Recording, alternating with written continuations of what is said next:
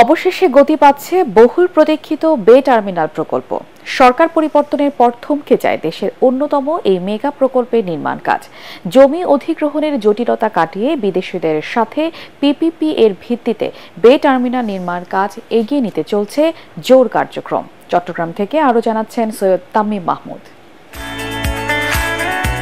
চট্টগ্রামের পতেঙ্গা ও হালিশহর সমুদ্র উপকূলে 2013 সালে বে টার্মিনাল নির্মাণের পরিকল্পনা নেওয়া হয়।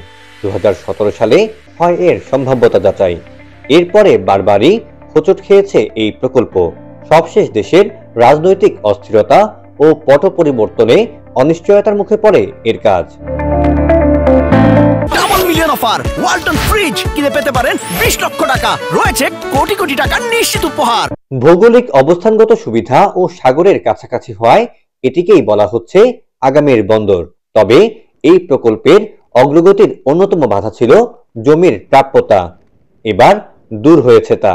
বর্তমান চেয়ারম্যান মহোদয় আসার পরে আমরা বিভিন্ন স্টেপ গ্রহণ করি, যার মাধ্যমে আমরা বেসিক্যালি সরকারি জমি স্বল্প নামমাত্র মূল্যে আমরা এটা অধিগ্রহণ করতে পেরেছি।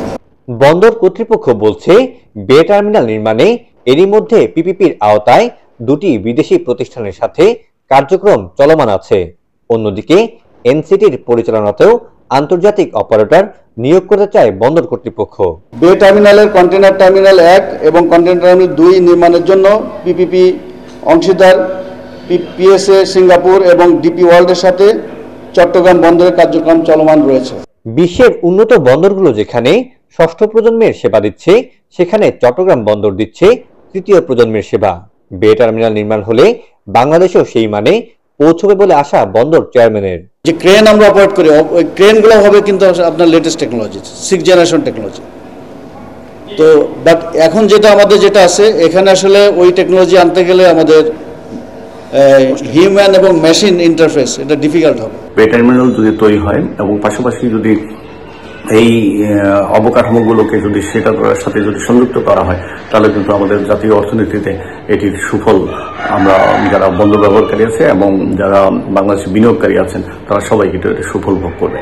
বে টার্মিনাল চালু হলে জাহাজ ব্যবস্থাপনা উন্নত হওয়ার পাশাপাশি পণ্য আমদানি রপ্তানিতে ব্যবসার খরচও কমে আসবে।